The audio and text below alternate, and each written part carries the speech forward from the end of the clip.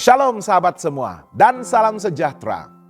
Marilah kita memulakan hari kita dengan menyantap firman Tuhan. Sarapan kasih yang membawa terang bagi jalan kita serta kesegaran bagi jiwa kita. Dalam Kejadian 19 ayat 4, firman Tuhan menyatakan, "Tetapi sebelum mereka tidur, orang-orang lelaki dari kota, orang Sodom, dari yang muda sampai yang tua, seluruh rakyat tanpa kecuali datang mengepung rumah itu."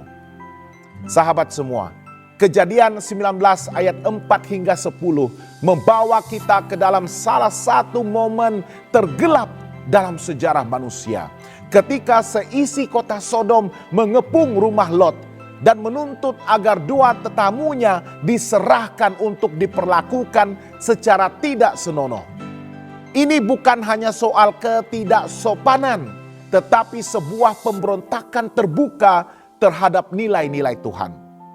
Kejahatan mereka begitu besar sehingga semua lapisan masyarakat terlibat, dari yang muda sampai yang tua. Tidak ada rasa malu. Kejahatan dilakukan secara terang-terangan. Nafsu telah menggantikan akal sihat dan moral. Inilah gambaran masyarakat yang telah sepenuhnya melupakan Tuhan dan hidup menurut hawa nafsu sendiri. Kenapa perbuatan itu begitu menjijikkan di hadapan Tuhan? Permintaan mereka untuk mengenal dua tetamu lelaki itu secara seksual bukan sekadar pelanggaran moral. Itu adalah puncak dari penyimpangan rohani dan sosial.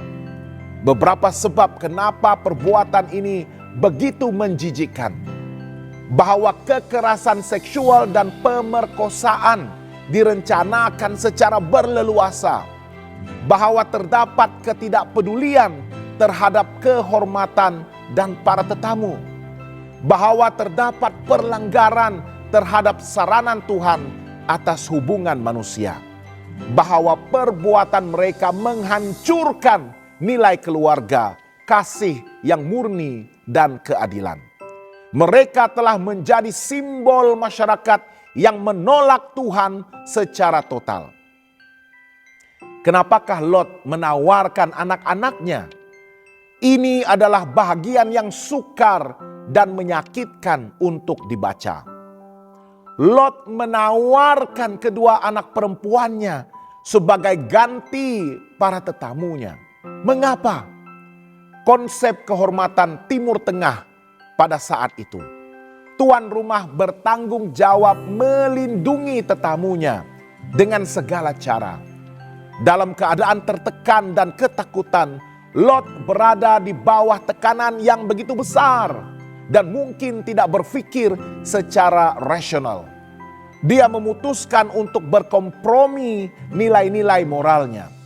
Walaupun Lot tinggal di Sodom, dia kelihatan telah terpengaruh oleh budayanya sehingga membuat pilihan moral yang begitu mengerikan. Ini bukan tindakan benar, tetapi cerminan daripada betapa jahat dan mendesaknya situasi yang dihadapinya. Peristiwa ini memberikan kita peringatan keras. Kejahatan tidak bermula dalam sehari.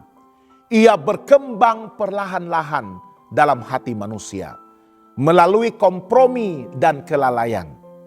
Ketika masyarakat membenarkan dosa secara terbuka, kehancuran pasti menyusul. Komitmen kepada nilai Tuhan harus melebihi tekanan sosial dan budaya. Lot walaupun benar telah terlalu dekat dengan dunia, dan itu membuatnya membuat pilihan yang goyah. Kita tidak boleh menganggap ringan bahwa pengaruh jahat lingkungan terhadap keputusan rohani kita. Apakah aplikasi rohani untuk kita pada hari ini? Pertama, kita hidup di dunia yang semakin mengaburkan batas antara yang benar dan yang salah. Kita harus berpaut kepada firman Tuhan sebagai kompas moral kita. Kedua, Jangan kompromikan kebenaran demi kenyamanan atau tekanan masyarakat. Ketika dunia mendesak kita untuk tunduk kepada standar mereka, kita harus tetap berdiri teguh seperti cahaya di tengah kegelapan. Ketiga, Tuhan memanggil kita untuk berani berkata tidak kepada dosa. Walaupun seluruh kota berteriak sebaliknya, kita tidak dipanggil untuk menyesuaikan diri, tetapi untuk mengubah dunia dengan kebenaran.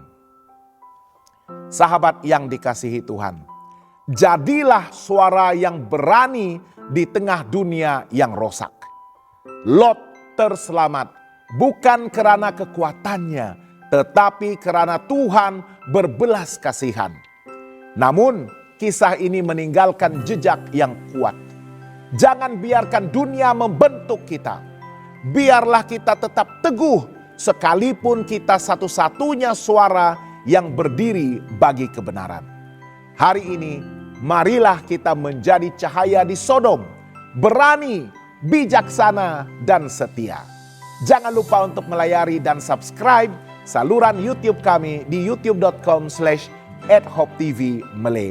Tuhan memberkati dan selamat bersarapan.